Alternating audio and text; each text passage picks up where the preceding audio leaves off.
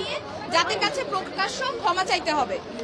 দ্বিতীয় দাবি, আইন শৃঙ্খলা রক্ষাকারী বাহিনী ও দলীয় এবং সন্ত্রাসী কর্তৃক ছাত্র নাগরিক হত্যার দায় নিয়ে স্বরাষ্ট্রমন্ত্রী আসাদুজ্জামান খান কামাল, সড়ক পরিবহন ও সেতু মন্ত্রী ওবায়দুল কাদের হবে।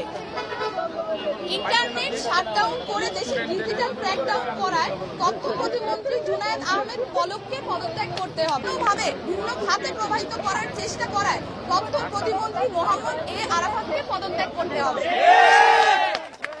ঢাকা দাবি নাম্বার 3, ঢাকা সহ যত জায়গায় ছাত্র নাগরিক শহীদ হয়েছে সেখানকার ডিআইজি, পুলিশ কমিশনার ও পুলিশ সুপারদের চাকরি থেকে বরখাস্ত করতে হবে। দাবি নাম্বার 4, ঢাকা বিশ্ববিদ্যালয়, জগন্নাথ বিশ্ববিদ্যালয়, জাহাঙ্গীরনগর বিশ্ববিদ্যালয়, রাজশাহী বিশ্ববিদ্যালয় এবং চট্টগ্রাম বিশ্ববিদ্যালয় সহ সারা দেশের প্রত্যেকটি বিশ্ববিদ্যালয় যেখানে ক্যাম্পাসে আইন শৃঙ্খলা বাহিনী কর্তৃক শান্তিপূর্ণ আন্দোলনে হামলা হয়েছে প্রত্যেকটি বিশ্ববিদ্যালয়ের ভিসি এবং প্রক্টরকে পদত্যাগ করতে হবে। দাবি নাম্বার, নৃশংস হামলা পরিচালনা করেছে এবং যে সকল নির্বাহী ম্যাজিস্ট্রেট, পুলিশ ও সেনা কর্মকর্তাদেরকে নিরস্ত্র ছাত্র নাগরিকদের উপর গুলি করার নির্দেশ দিয়েছে তাদেরকে আটক করে হত্যা মামলা দায়ের করতে হবে ও দ্রুততম সময়ের মধ্যে গ্রেফতার করতে হবে।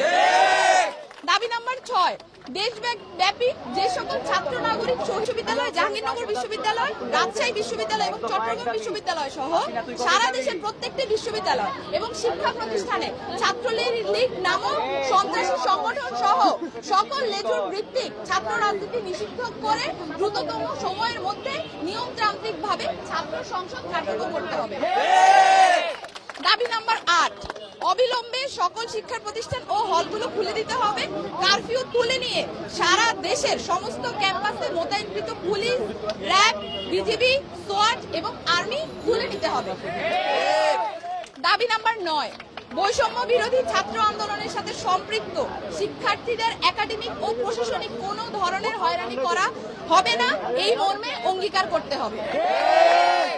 ইতিমধ্যে গণগ্রেফতার ও পুলিশি হয়রানির শিকার সমন্বয়ক বৃন্দ ও ছাত্র নাগরিকদের অবিলম্বে মুক্তি দিতে হবে ও সকল মামলা প্রত্যাহার করতে হবে।